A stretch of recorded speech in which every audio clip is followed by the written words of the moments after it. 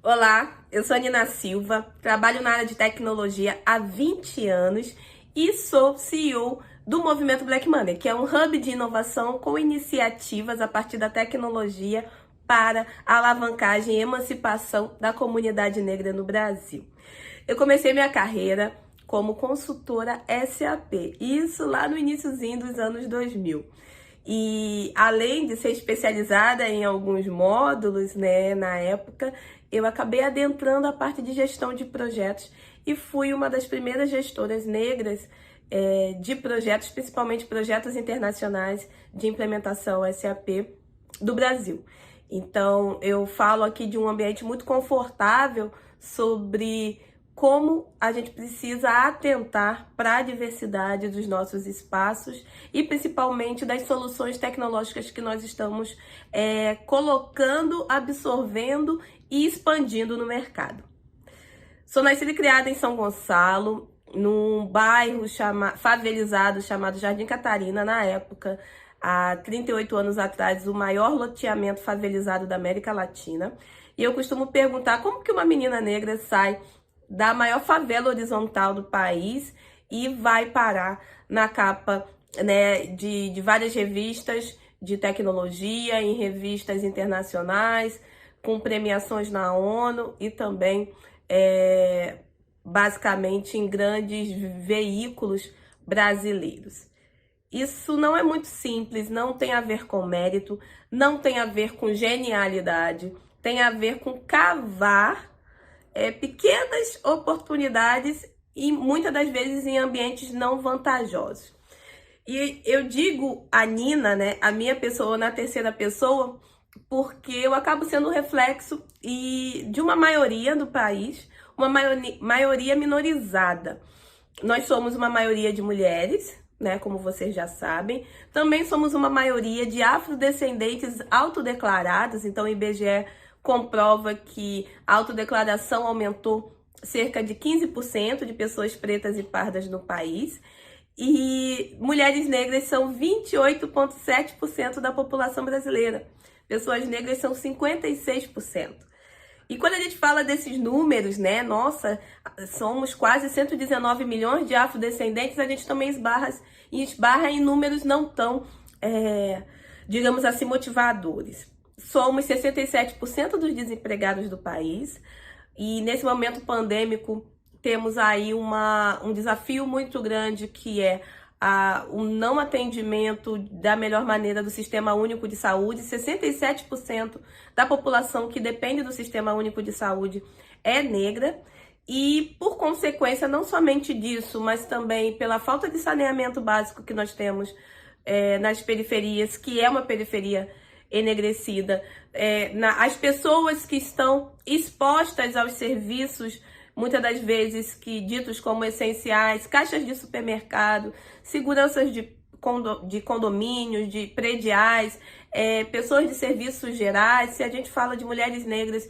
serviços domésticos é o nosso primeiro empreendimento, segundo o Sebrae. Quando a gente fala de mulheres brancas, esse número vai para 6º lugar. Então, nós somos também a maioria que está nos serviços domésticos e que, infelizmente, nem todo mundo teve a consciência de dispensar durante a quarentena.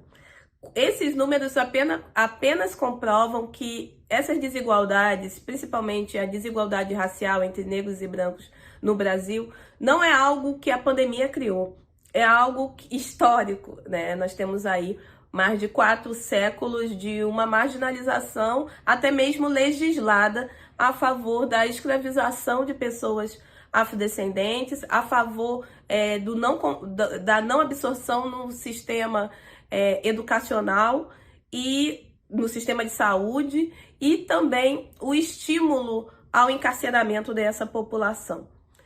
Quando eu falo todos esses números, é para a gente entender que ser uma profissional de tecnologia, sendo esta maioria minorizada, estar num espaço, sim, num espaço que dita futuro, mas que muitas das vezes não consegue criar novos futuros para as diversas pessoas que nós temos que atender socialmente. Porque tecnologia é isso, né? A tecnologia ela só existe para atender uma demanda, e essa demanda é uma demanda de humanos, né? Desde health care, a parte de legal e toda essa estrutura que nós temos, que hoje todas as áreas que possam ser atendidas por soluções tecnológicas, elas devem estar atentas às necessidades de nós, humanos. Então, eu costumo dizer que a tecnologia e a Revolução 4.0, elas são muito mais humanizadas do que realmente formada por dados e algoritmos, porque estes devem estar atentos e são formados pelo nosso comportamento. E é sobre isso que eu venho falar para vocês, né? Quando eu digo que eu fui uma das primeiras gestoras de SAP negra e, ao mesmo tempo, a gente vai falando dessa expansão de mulheres na tecnologia, na tentativa de inserir pessoas negras em oportunidades na tecnologia, o quão isso também está inserido em níveis estratégicos. Como que essas pessoas estão ditando o comportamento ou variáveis que devem ser definidas a partir dos algoritmos. Foi feita uma pesquisa onde foi verificado tanto algoritmos de uma determinada empresa quanto pessoas de um bar, né, grupos em bares, e foi questionado a partir de alguns dados anteriores, né, comportamentos anteriores, se aquelas pessoas ali eram pessoas que eram ou não reincidentes criminais. E aí, em 45% dos casos que os algoritmos determinaram que aquela pessoa negra, ela faria novamente um crime, 45% das vezes o algoritmo errou. Foi comprovado. O que isso quer dizer? Que os algoritmos, eles acabam reproduzindo, né, os nossos comportamentos, os nossos preconceitos. É lógico que a gente fala muito de vieses inconscientes quando a gente fala de pessoas, mas esses vieses, quando se trata de uma matemática desenhada, né, de uma lógica fechada, como são os algoritmos, esses vieses, eles precisam sim ter uma correção, porque senão nós faremos um fosso ainda maior das desigualdades já existentes. Se a gente apenas automatiza e essa automação ela é escalável, né? Ela chega em níveis que uma mente humana não vai conseguir chegar na velocidade que deve, a gente precisa ter pessoas, e sim são pessoas, processos que nos resguardem desses preconceitos serem alavancados por conta dessa escalabilidade dos algoritmos. Por que falar sobre isso colocando diversidade como tema central? Se nós não temos uma maioria de mulheres no sistema estratégico das empresas, nós temos aí cerca de apenas 16% das CEOs mulheres no Brasil, e se a gente tira as herdeiras, nós caímos esse número para 8%. Se eu falo de pessoas negras em conselhos administrativos, eu falo apenas de 4% desses conselhos, e quando eu falo de mulheres negras nesses conselhos, isso cai para 0,4%. E eu estou falando de nível estratégico, eu estou falando de quem toma a decisão, eu estou falando de quem cria regras de negócios que vão solicitar a determinada solução. E aí, quando eu falo do outro lado, quem está desenvolvendo esses algoritmos, quem estão por trás dessas lógicas de desenvolvimento de programação? Quem são essas pessoas? Se eu direciono, se quem está direcionando desenhando esse direcionamento, não são pessoas que estão nesse grupo marginalizado, se quando eu olho esse banco de dados, e nesse banco de dados, todas situações de preconceito, de racismo, machismo, LGBTfobia, nada disso está tratado nesse banco de dados, tá tudo junto como uma série de comportamentos anteriores, Como que eu vou direcionar isso de uma maneira tal que eu consiga filtrar os comportamentos que não eram tão bons assim. Então, se esse banco de dados ele é feito a partir de experiências, e essas experiências humanas, nós sabemos que experiências humanas são falhas. Experiências humanas são tanto direcionadas para algo bom quanto para algo ruim. Se essa pessoa que está direcionando essa busca e fazendo o desenho de como essa função, essa ação, ela vai sair através dessa busca, se essa pessoa não está no centro desse entendimento, se ela não consegue ter empatia ou sentir na pele o que pode ter aqui de malefício e não somente de benefício, essa função, essa ação vai muitas das vezes até ampliar fossos de desigualdades. Quando a gente fala de algoritmos, a gente acha que nós lidamos com eles apenas quando a gente utiliza as nossas redes sociais, quando vem uma propaganda em meio à utilização de um aplicativo ou um lembrete, se você passou em determinado, por conta da tua geolocalização, se você passou em determinado lugar, a partir de suas experiências anteriores, aquele lembrete, uma notificação te impulsionando a uma compra. Mas não é só isso. Quem dera fosse apenas sobre comportamento de consumidor e comportamento de quem está provendo um serviço ou produto. A gente está falando também de oportunidades de trabalho. Nós estamos falando também de oportunidades de mercado, de conexão entre grupos. Se eu coloco numa vaga em uma grande rede social, dentro da minha estrutura de relacionamentos, que são as pessoas com quem eu trabalhei, são as pessoas com quem eu dialogo, são as pessoas com quem eu troco conteúdos, né? Eu consumo conteúdo da pessoa online, a pessoa consome meu conteúdo. Essas pessoas são as pessoas que estudaram comigo. Só que, como eu falei para vocês, eu trabalho na área de tecnologia há 20 anos e durante esse tempo eu não tive pares, outras pessoas negras. Foram pouquíssimas mulheres que estiveram comigo, principalmente no nível pareado de autonomia, de liderança, nos lugares onde eu trabalhei.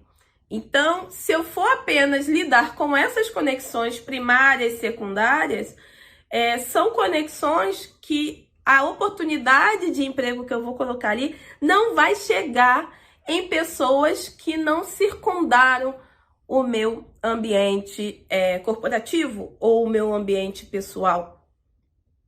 Se eu sou uma pessoa que estudei sempre em escolas privadas, por conta de ter bolsa de estudo, eu sou uma pessoa que, se eu não fizer um trabalho intencional de chegar em diferentes pessoas para que no meu ambiente corporativo eu não provoque o mesmo processo de desigualdade, de não absorção e inclusão real da sociedade brasileira.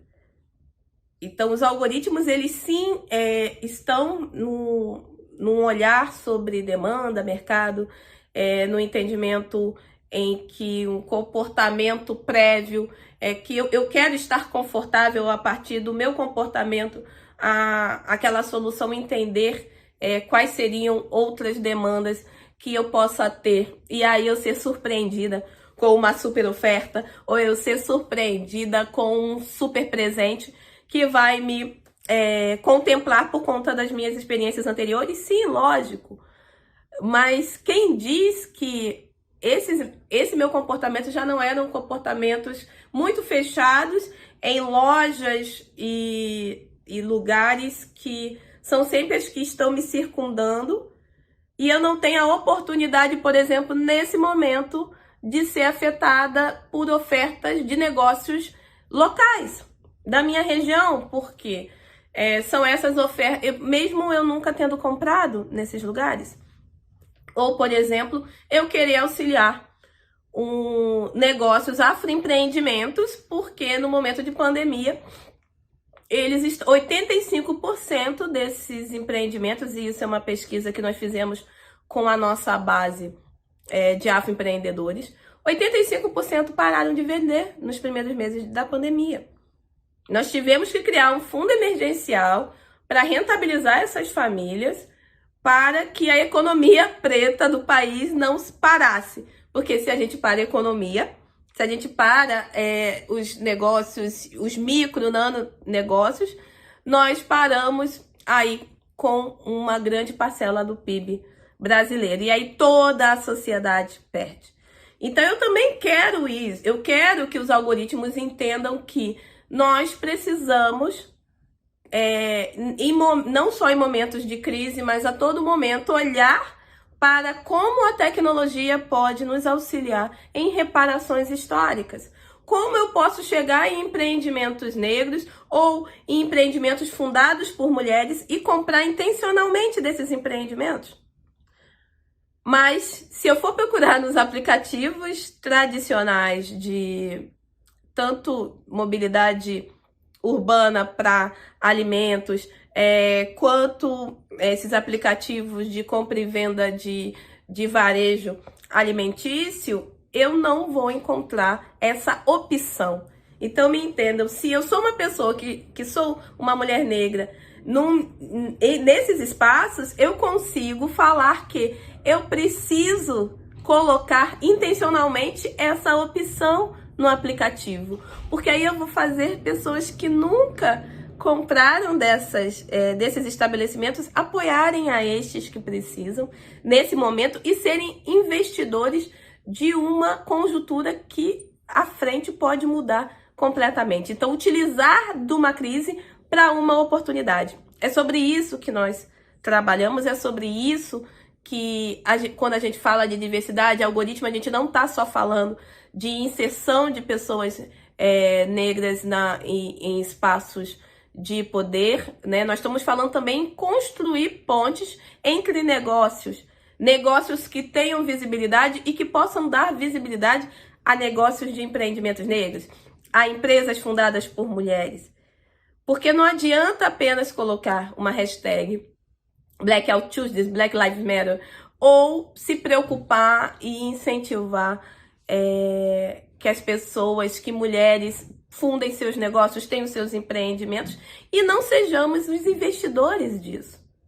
E como que a gente investe, né? Consumindo intencionalmente, a gente investe trazendo nosso capital social, as nossas relações, as nossas conexões, e a gente investe também trazendo essas pessoas para dentro dos nossos negócios, para dentro das nossas empresas e colocando essas pessoas em níveis de poder, em níveis de diálogo e de diálogo não só com o humano, mas diálogo também com a máquina. Meu nome é Nina Silva, sou uma das fundadoras do movimento Black Money, também do The Black Bank, do Africa Tech, que são braços que dialogam sobre a inserção a partir da educação, serviços financeiros, comunicação, não só para dar visibilidade, mas para dar protagonismo e autonomia para pessoas negras no Brasil. E quando a gente fala sobre isso, a gente não está falando apenas de 56% da população. Nós estamos falando de toda uma população que pode ser impactada com ações e essas ações otimizadas para uma justiça socioeconômica efetiva, aumentando, sim, nossas possibilidades e potencializando a economia, mas principalmente fazendo um futuro, vários futuros possíveis e de uma maneira muito mais inclusiva. Até a próxima.